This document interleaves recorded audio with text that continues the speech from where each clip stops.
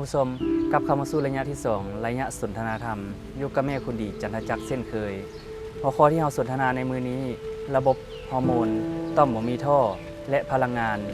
ตอนนี้แม่คุณดีจันทจักรอยู่กับรายการของพวกเราแล้วสบายดีโดยสบายดีท่านผู้ชมโดยลูกอยากมาลงเลิกเกี่ยวกับระบบฮอร์โมนเนาะต่อมบ่มีท่อและพลังงานคือหลายๆเทปที่ผ่านมาเราได้สนทนากันเรื่องระบบทางเดินหายใจระบบเลือดแต่มื้อนี้จะมาลงเลิกเกี่ยวกับระบบนี้โดยเว้าเรื่องระบบฮอร์โมนเนาะระบบฮอร์โมนนี่คือเกี่ยวกับธาตุไฟนี่สร้างระบบฮอร์โมนต่อมบ่มีท่อและระบบพลังงานโดยระบบฮอร์โมนนี้ จะมีหัวใจและลำไส้น้อยเป็นอวัยวะสำคัญในการเฮ็ดเวียกเนาะซึ่งคันที่ว่าลำไส้น้อยนี่ก็ถือว่าเป็นเรื่องที่สำคัญเลยเพราะว่าเราจะเห็นรูปเนาะเราจะเห็นรูปลำไส้น้อยมันจะเป็นขดยักเป็นที่สั่งนี่นะคล้ายๆเขาเบิ่งแนวนึงนี่นะยักคือสมองเพื่อนยังค่อยบอกว่าลำไส้น้อยนี่ทุกยักนี่คือยักของสมองเลยถ้าว่าลำไส้น้อยมันโล่งสมองก็โล่งเห็นบ่เพื่อนว่าอันหมอนี่สมองขี้เลื่อยเห็นบ่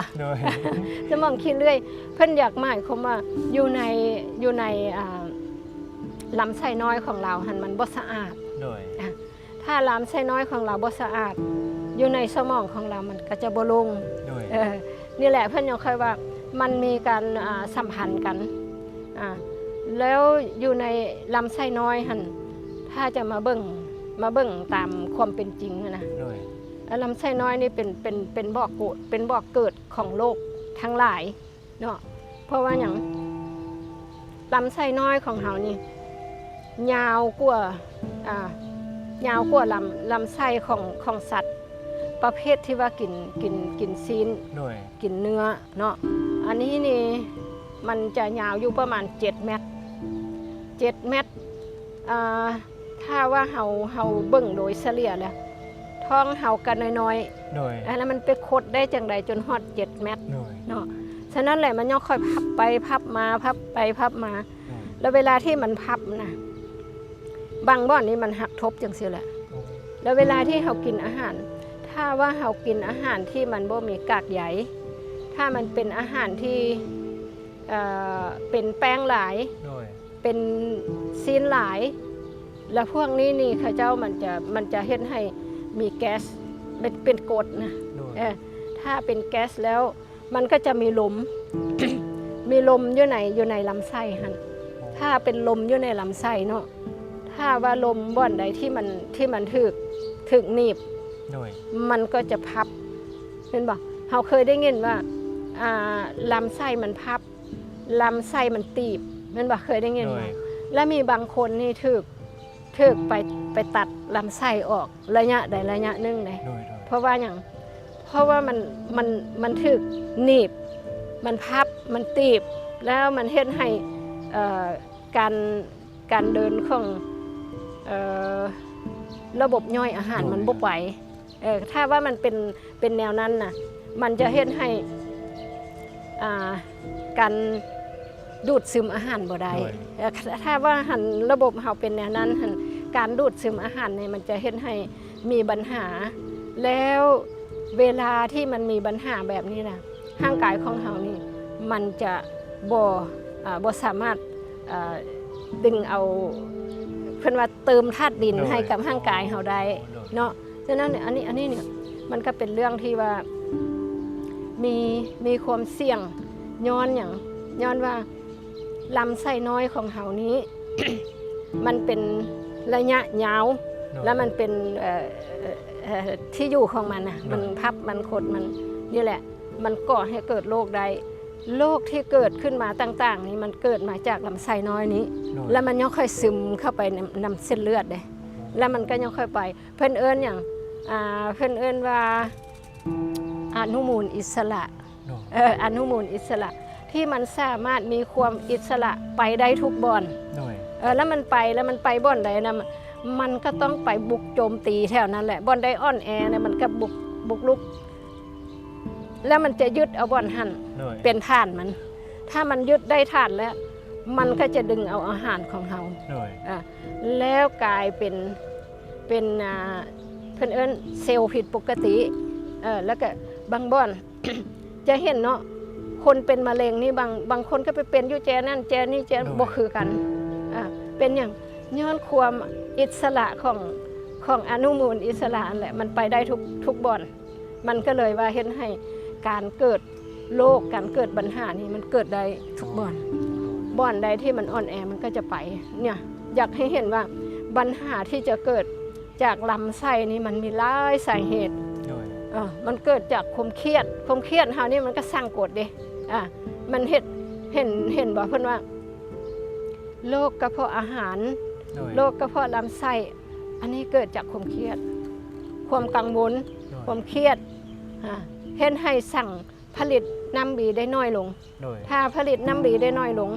มันก็จะเห็นให้ระบบย่อยบ่ได้ดีเนี่ยเป็นตายานบ่เป็นตายานเนาะแม่ว่ามานี่ต้อง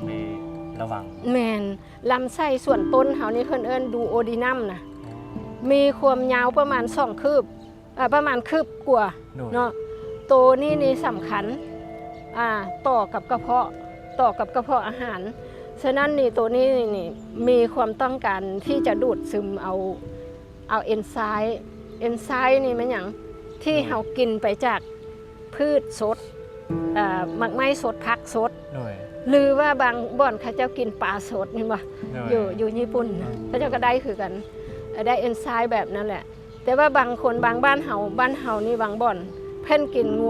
ซีนงัวสดอันนี้เสี่ยงบ่แนะนำให้กินเนาะเพราะว่ามันจะเป็นพยาธิที่มันเป็นแล้วมันสามารถเข้ามาหาเราได้เนาะอันนี้ส่วนเอนไซม์ที่มันซึมเข้าไปลำไส้น้อยส่วนต้นนี่แหละมันจะไปช่วยทุกระบบของร่างกายไปช่วยผลิตฮอร์โมนผลิตพลังงานผลิตฮอร์โมนที่มันช่วยให้เฮานี้มันเวลาที่เฮามีความเครียดมันก็จะเฮ็ดให้มันดูดซึมได้น้อยลงเนาะดังนั้นแหละเวลาที่เฮามีพลังงานมีเอนไซม์น้อยลงก็จะเฮ็ดให้พวกเฮานี่ผลิตฮอร์โมนได้น้อยลงอีกฮอร์โมนนี่เป็นตัวสำคัญคือฮอร์โมนที่ผลิตจากต่อมต่างๆนี่นะต่อมฮอร์โมนนี่นะมันมีหลายต่อมนะมันคันที่ว่าหลักๆแล้วมันมี8ต่อมต่อมอยู่เหนือสมองต่อมอยู่ใต้สมองต่อมไทรอยด์เพิ่งจะเคยได้ยินดอกอยู่ในคอนี่มันคือแมงกระเบื้อนี่มันจับนี่ต่อมไทรอยด์แล้วก็ต่อมพาราไทรอยด์นี่มันอยู่ทางเบื้องในของต่อมไทรอยด์บัดนี้เราต่อมไทมัสนี่มันจะหยับลงอยู่แถวหน้าอกนี่แล้วก็ตับอ่อน ตับอ่อนนี่ก็สามารถผลิตต่อมหมวกไตมักไขหลังนั่นแหละมันอยู่ถึงมักไขหลังคือหมวกของมักไขหลังเนาะแล้วก็รังไข่หรือว่าหมักอัณฑะของผู้ชายเนาะจะสามารถผลิต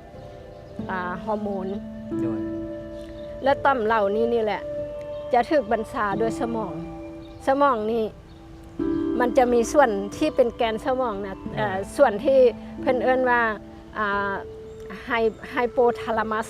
มันจะอยู่ในแกนสมองนี่แหละตัวนี้จะเป็นสั่งการให้ต่อมใต้สมองสามารถผลิตสารสั่ง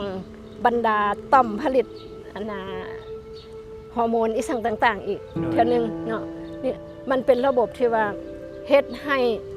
ร่างกายของพวกเรานี่มีความปรับสมดุลร่างกาย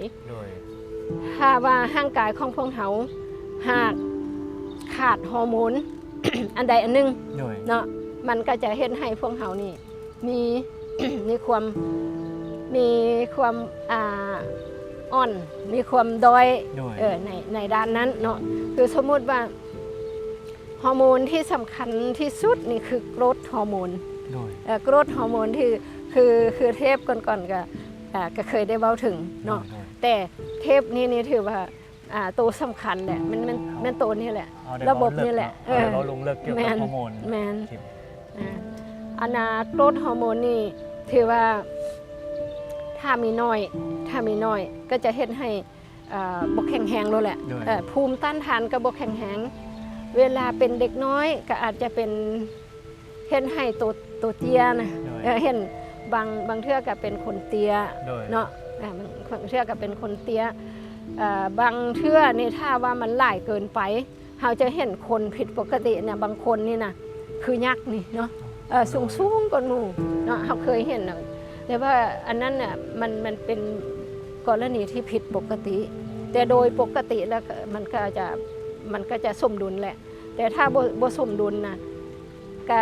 อาจจะเป็นคนเตี้ยคนบ่สูงปานใดคือคนบ้านเฮาคนแถวบ้านเฮานี่ถือว่าเทียบใส่คนเข้าก็ถือว่าเตี้ยนั่นแหละเนาะนี่แหละมันระบบฮอร์โมนนี่ถ้ามีน้อยก็บ่ดีถ้ามีหลายเกินไปก็จะส่งผลบ่ดีคือกันเนาะฉะนั้นน่ะเวลาที่พวกเรารักษาฮอร์โมนของพวกเรานี่นะพวกเราก่อนอื่นเมื่อนี่พวกเราก็จะต้องได้กลับมาหาวิธี5อนั่นแหละอีกแล้วครับระบบแต่ละระบบนี่เกี่ยวกับมหา5อนี่แม่นเป็นอย่างเขาเป็นแนวนั้นเพราะว่าอย่าง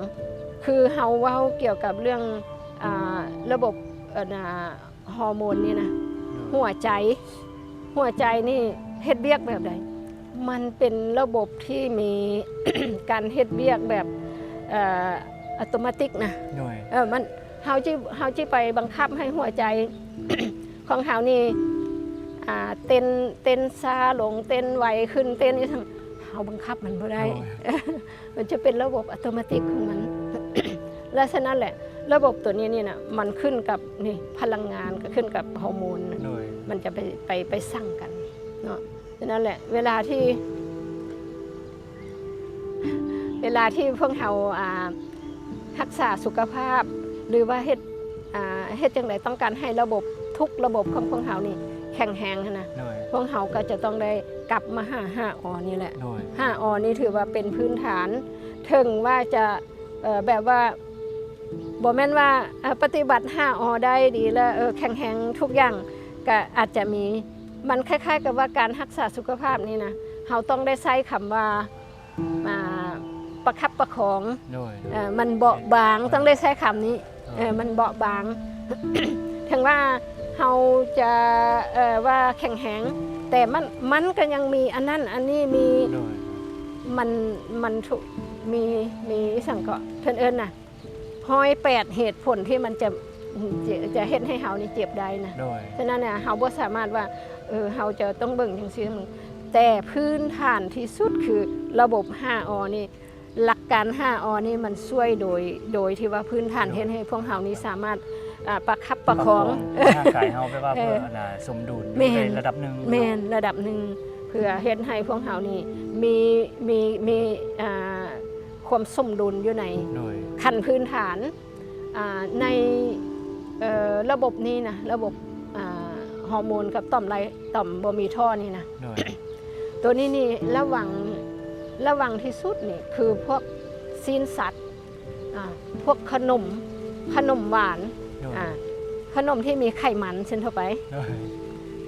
แล้วไขมันพรานตัวนี้อันตรายเห็นบอกพวกเราจะเคยเห็นว่าเวลาที่